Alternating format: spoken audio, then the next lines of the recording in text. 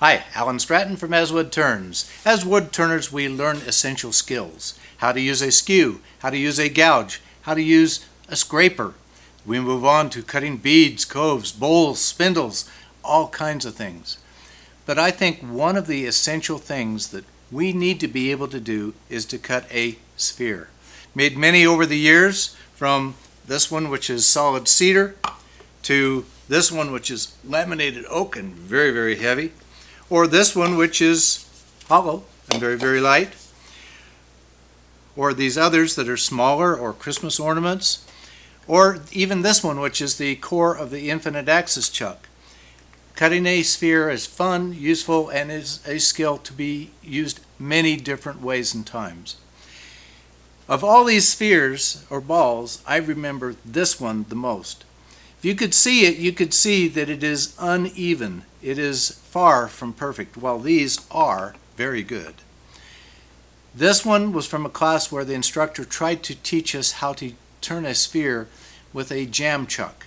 Now, his intent was good. Jam chucks can be useful in other arenas, but as far as spheres goes, it's the hard way to go.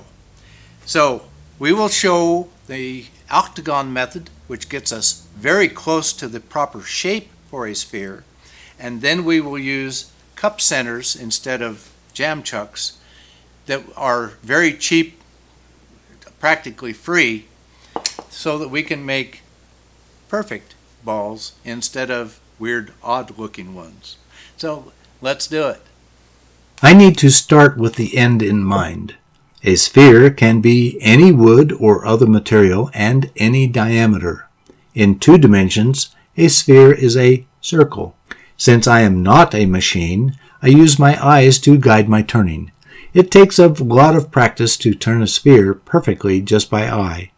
To guide my eyes, I'll superimpose an octagon over the sphere that I want. Notice that each side of the octagon is tangential to the circle. The main difference is the octagon's corners fall outside the circle, but I'll take care of those later. Meanwhile, the octagon provides measurable points and dimensions. In contrast, the only useful measure for a sphere is diameter, not a help in turning one. The first measure is the diameter. Either we turn the wood down to the target diameter or rough out the wood, then measure the diameter. Which one? It depends on the project, so it is up to you. The next measure is the first corner. Please note that we're projecting the distance onto the surface of a cylinder. This measure is mathematically derived. I'll not show the math. You can check me if you want, but this measure is 0.293 times the diameter. Dig out a calculator for the multiplication. The next measure is the length of each side of the octagon. Again, this is mathematically derived. The measure is 0.414 times the diameter. To summarize, if we were to turn a sphere with a diameter of 1 inch, the first corner down the cylinder is 0.293 inches. The side is 0.414 inches. From the last corner to the other end is 0.293 inches. Pull out your calculator and prove that these add up to 1 inch. Now, I rarely want to turn a 1-inch sphere, so I'm going to simulate turning a sphere with a diameter of 4 inches. Of course, my wood, when turned to a spindle, must be longer than my diameter, or I cannot have a sphere. I also need some wood to absorb damage from the centers and to avoid defects. For my purposes, let's say my wood is 7 inches long with a diameter of 4 inches. I've multiplied 0.293 times 4 for 1.172 inches for the distance from either end to a corner of the octagon. I'm multiplying 0.414 times 4 for 1.656 inches for each side of the octagon. Enough of theory. Let's turn this electronic wood. I've measured my diameter and found it to be 4 inches.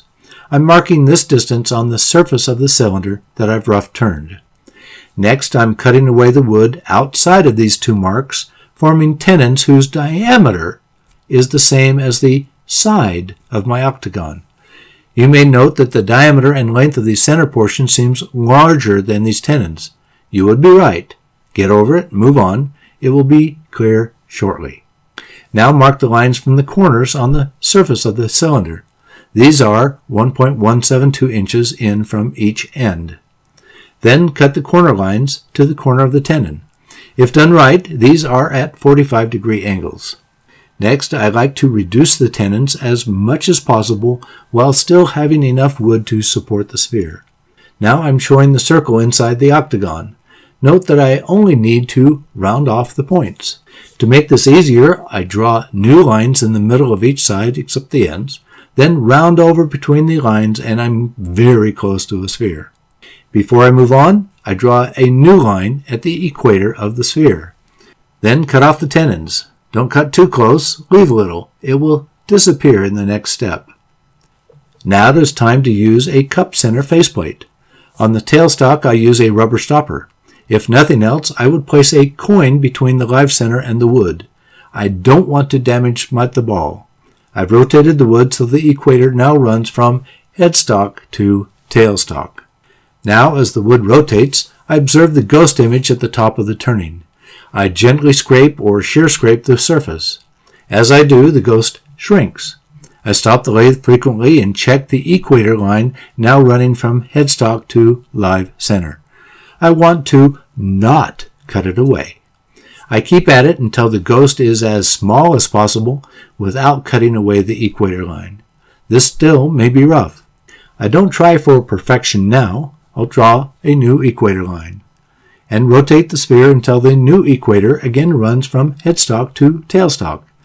Again, I scrape or shear scrape while watching the ghost and the line. I do not cut away the line. Again, I keep at it until the ghost is as small as possible without cutting away the equator line. I'm closer now, so I'll draw a new equator line. Same thing again as the previous two times. I don't turn away the line, but I do cut away the ghost. If I have not overcut anything or cut into the line, I'm ready to sand. If not, I draw a new equator line, rotate, and cut some more away, repeating as often as I need to. That's all I can do with lathe tools. It's time to sand.